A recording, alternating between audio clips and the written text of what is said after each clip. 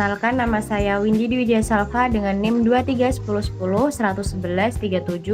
Di sini saya akan menganalisis resiko yaitu usaha Eka Parfum yang ada di Semarang.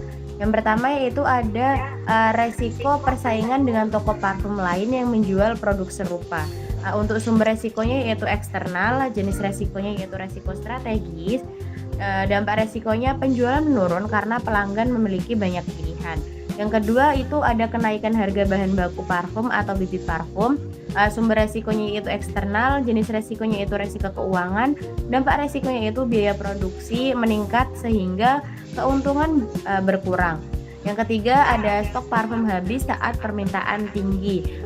Sumber resikonya yaitu internal, jenis resikonya yaitu resiko operasional, dampak resikonya yaitu kehilangan peluang penjualan dan pelanggan beralih ke tempat lain. Yang keempat yaitu ada aroma parfum tidak sesuai atau kualitas menurun. Jenis sumber resikonya yaitu internal, jenis resikonya resiko reputasi, dampak resikonya itu ada pelanggan merasa tidak puas dan tidak membeli kembali. Yang kelima yaitu ada kesalahan dalam pencampuran aroma parfum. Sumber resikonya internal, jenis resikonya yaitu resiko operasional, dampak resiko yaitu aroma parfum tidak sesuai sehingga pelanggan tidak puas. Yang keenam yaitu ada perubahan tren atau selera konsumen terhadap jenis aroma parfum. Sumber resikonya eksternal, jenis resikonya resiko strategis, dampak resiko produk tertentu menjadi kurang diminati oleh pelanggan.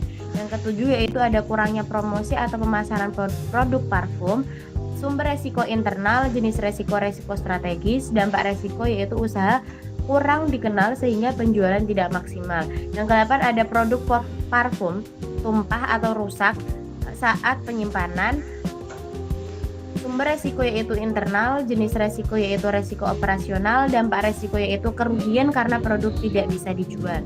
Yang kesembilan itu adanya komplain atau usulan negatif dari pelanggan. Sumber resikonya yaitu eksternal, jenis resikonya yaitu resiko reputasi, dampak resikonya yaitu kepercayaan pelanggan terhadap usaha. Yang ke-10 penurunan jumlah pembeli pada waktu tertentu.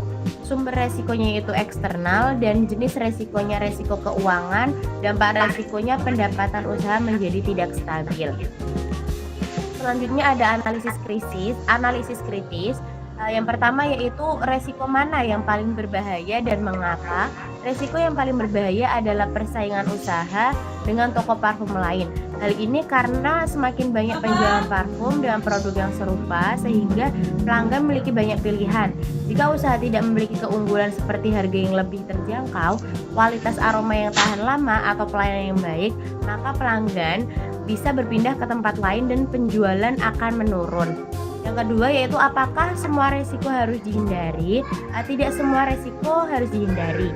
Dalam menjalankan usaha, beberapa resiko memang tidak bisa dihindari sepenuhnya, tetapi dapat dikelola dan diminimalkan, misalnya dengan menjaga kualitas produk, memberikan pelayanan yang baik kepada pelanggan, serta melakukan promosi agar usaha tetap dikenal oleh konsumen. Yang ketiga itu ada jika Anda sebagai manajer, strategi apa yang saya ambil?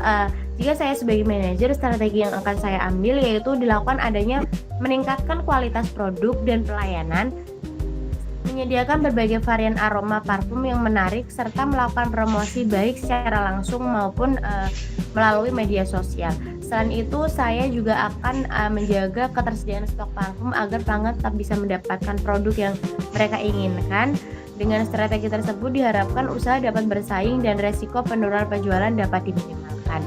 Yang selanjutnya itu ada dokumentasi.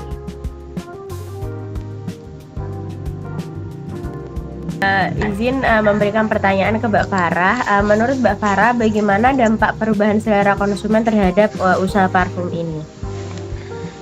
Baik Mbak Windy, izin menjawab.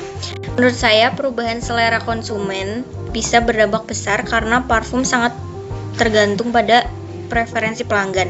Jika usaha tidak mengikuti tren, produk bisa kurang diminati dan penjualannya menurun. Selain itu juga, stok yang tidak sesuai juga bisa menumpuk dan menyebabkan kerugian. Terima kasih. Oke, makasih Mbak Farah. Mungkin ada yang mau disanggah? Eh, Menurut saya sih perubahan selera justru bisa jadi peluang selama usaha mampu berinovasi dan mengikuti tren. Mereka bisa menarik lebih banyak pelanggan dan meningkatkan daya saing. Jadi tidak selalu berdampak negatif. Itu sih menurut saya. Terima kasih.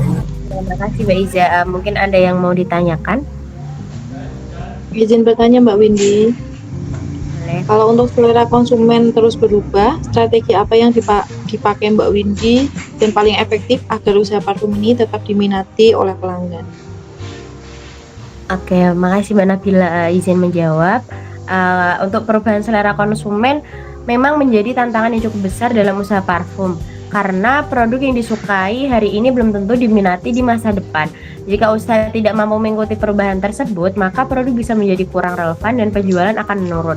Oleh karena itu, strategi yang paling efektif adalah dengan terus melakukan inovasi dan memahami kebutuhan pasar. Misalnya, usaha parfum harus rutin mengamati tren aroma yang sedang populer, baik dari media sosial maupun dari preferensi pelanggan secara langsung. Selain itu, pelaku usaha juga bisa meminta feedback dari pelanggan untuk mengetahui aroma apa yang paling disukai. Tidak hanya itu, penting juga untuk menyediakan variasi produk yang beragam sehingga pelanggan memiliki banyak pilihan dan tidak mudah bosan. Promosi juga harus ditingkatkan, terutama melalui media sosial agar produk lebih dikenal dan mampu menarik minat konsumen baru. Dengan menggabungkan inovasi produk, pemahaman terhadap tren, serta strategi pemasaran yang tepat, maka usaha parfum dapat tetap bertahan dan bahkan berkembang meskipun selera konsumen terus berubah. Mungkin itu sih Mbak Nabila. Oke, mungkin cukup itu saja yang bisa saya presentasikan pada sore hari ini. Mohon maaf bila ada salah kata. Terima kasih. Wassalamualaikum warahmatullahi wabarakatuh.